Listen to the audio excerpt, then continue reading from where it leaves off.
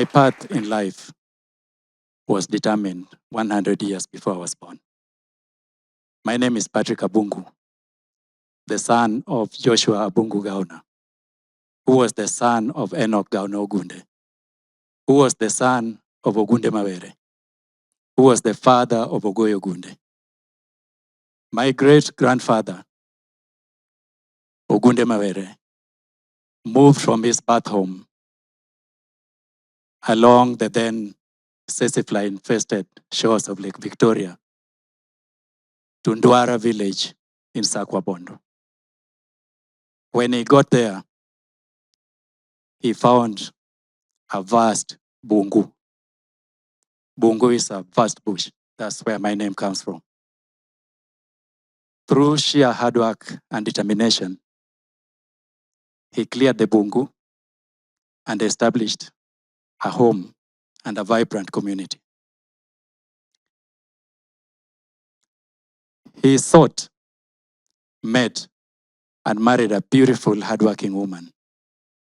And together they not only established a home, but created a lot of wealth. It is said that my great-grandfather had so many cows that when the first one entered the homestead, after grazing in the evening, the last one will be 2 kilometers away.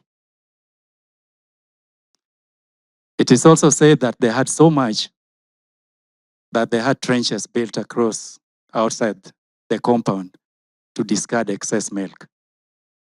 My great-grandmother, Obandanya Ngeyo, a beautiful lady, was a woman of great repute, a farmer.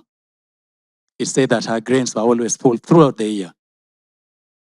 She produced so much that she had excess that people will bring cows to barter for grain. And in that process, she added more to the already large stock. They were so generous.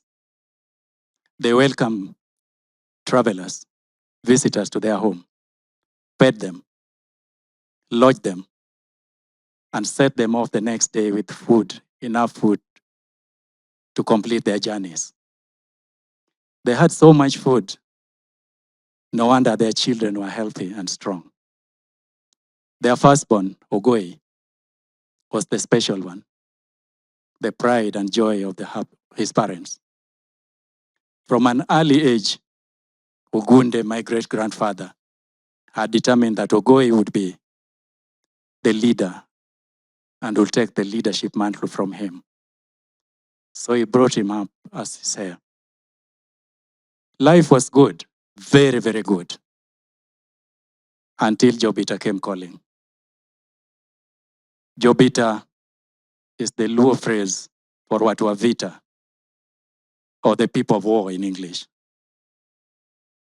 They came to the village to recruit, and I'm using this word recruit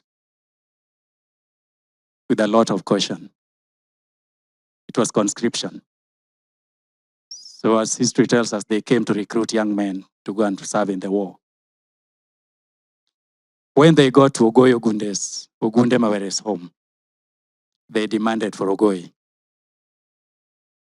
My great-grandfather pleaded and begged for his son to be spared because he didn't want him to go to a war that he did not understand. But they had to have him. They insisted. His pleas fell on deaf ear and hard hearts. Maybe you've heard of the legend of Luanda Magere. Ogoyi was as big and as strong as Luanda. And I have a feeling that his strength and work ethics must have reached the ears of the conscriptors because they insisted of taking him. My grandfather remembered this very vividly as if it was happening the same day. He remembered his father pleading and begging for his son to be spared. He remembered the wailing and the cries when Ogoyi was being led away from that home to Maseno, which was the assembly point for the recruits. before they were assessed and dispatched. That was the beginning of the end for my family. Then the long wait started. Months, years. Could be a year, could be 2, could be 3.5. Then the young men who had been taken from the village to go and serve, some of them came back. My great-grandfather was anxious for the return of his son, or even some news about him. Ogoyi did not come back. According to my grandfather, no dhito koduogo. Alienda na hakurudi. He went and didn't come back. My great-grandfather lost all meaning of life. From a wealthy man, he became a shell of his former self. He would sit on his 3-legged stool under a granary looking at the gate the whole day. Life had no meaning for him anymore. He was suspended between apprehension and mourning. He mourned his son to death, his death, and died a broken man with a broken heart. The mother of Bandanyangeyo, the woman of plenty, who had trenches to discard milk, lost hope in everything. Wealth did not mean anything to her anymore. The pain in that home was too much to bear. So she took the remaining members of her family and relocated to Alwar, a Catholic mission station. Lived there, died there, is buried there away from her home, the home that she had worked so hard to establish. She chose scarcity instead of plenty, but pain. The home broke. My grandfather remembered this and talked about it so vividly as if it happened yesterday. He made sure that the memories of his brother, of his father, the pain of his family will not go in vain. And he did this by telling the story over and over and over again to his children. When we came along, his grandchildren, he repeated the same story to us numerous times before he died. He wanted them to be remembered. I remember listening to my grandfather telling the story for hours without tiring. It stirred something in me. The story got printed in my heart and raised a lot of questions on my mind.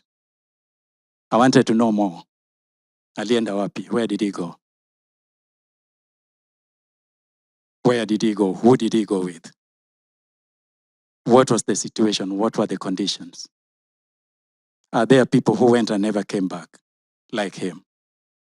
How are their families dealing with the pain that I could detect from my grandfather's voice?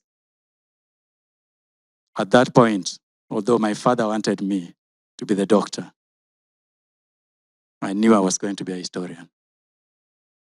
To research, to find out for my family and the other families who are going that kind of trauma.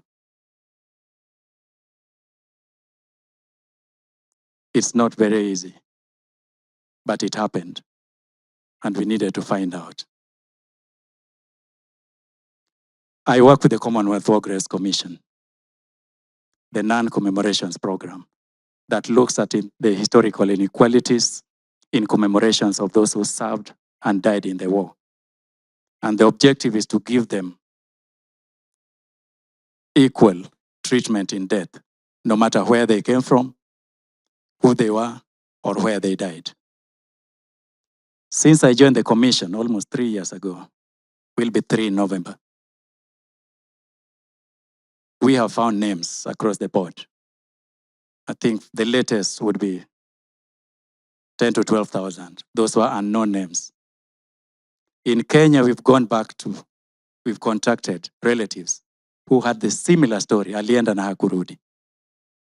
We've talked with them and brought closure to their pain.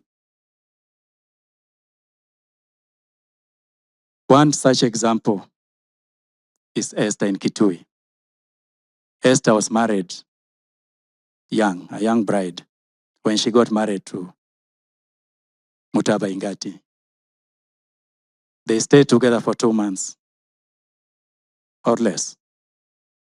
Then Mutaba, who was conscripted, went to serve, never to return back.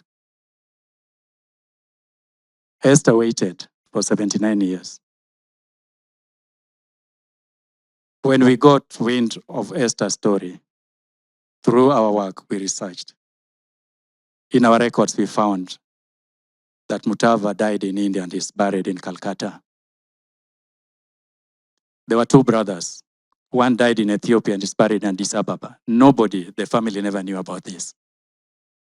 We printed the documents, went to Kitui and met Esther, and brought closure 79 years later.